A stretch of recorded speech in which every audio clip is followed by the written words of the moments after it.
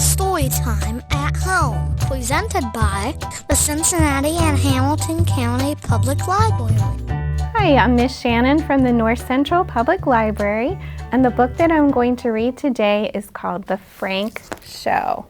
The author and the illustrator of the book is David Mackintosh. My grandpa's name is Frank. Frank lives at our house, and he's always around. Frank talks about what things were like when he was a boy my age. He says, things are a lot tougher. We're a lot tougher back then.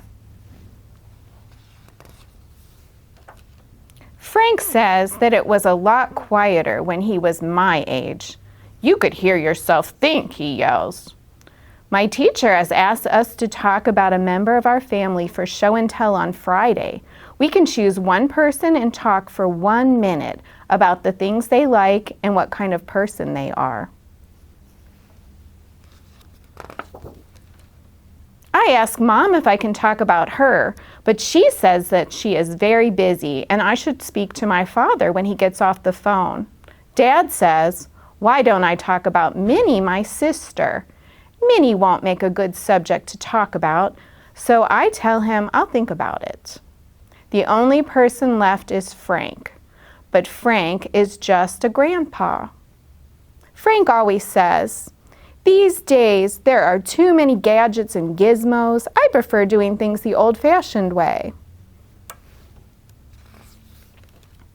Today I told my teacher that Mom was very busy and Dad had a very long day, so the only person left in my family to talk about was Frank, my grandpa. She said, fabulous, but I don't know about that. At home, Frank says that he doesn't like fancy food. Plain and simple, that's me, he reckons. I wonder if there is anything about Frank that will make my talk interesting. On Tuesday at the barber shop, Frank says that he only needs to get his hair cut once a year and he doesn't trust barbers. He says, if it ain't broke, don't fix it. I can do without their input. And I just have mine tidied up. My friend Tom said that his Uncle Marlin is a musician and who plays the drums on the radio. Tom says he's allowed to bring his drumsticks on Friday. His uncle is cool. That night I asked Frank if he can play a musical instrument, maybe the electric guitar.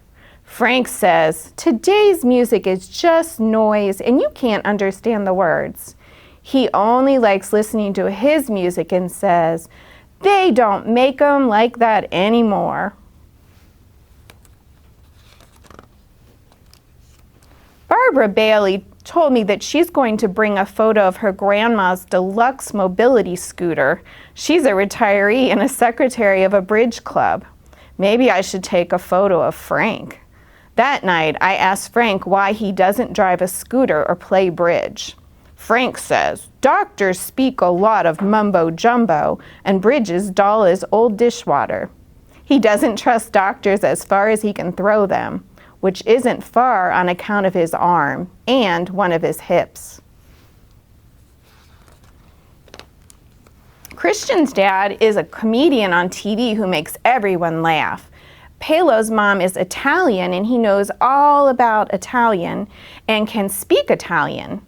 Faye's cousin tells you if your bag's too heavy at the airport. Donnie's dad works in a potato chip factory.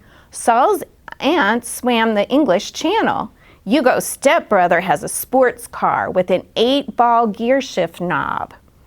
My grandpa's arm hurts when it's about to rain.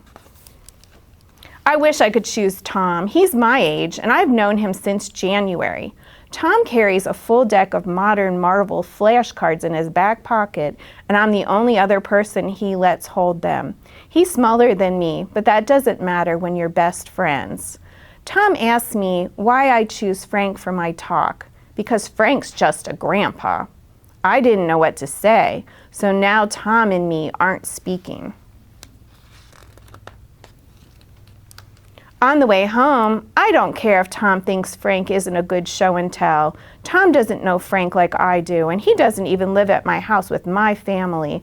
So what does he know? But then Tom might be right, because everyone has someone interesting to talk about, and Frank is, well, just my grandpa. My grandpa doesn't always like the way things are, but he always does things his way. He doesn't like noise or today's music or gadgets and gizmos or new things or haircuts or weather or doctors or any sort of ice cream that isn't vanilla.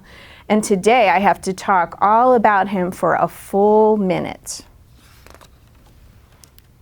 In class, everyone is excited. They have all spoken for a full minute about each member of their family, even Clive Martin. Then we all have to look out the window to see Hannah's mom's company car. Everyone in my class has someone interesting to show and tell, but now it's my turn to talk about Frank.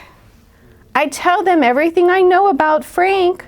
How Frank doesn't like noise or today's music or gadgets and gizmos and new things and haircuts or weather or doctors or anything but vanilla, and about how everything was a lot tougher when he was a boy my age.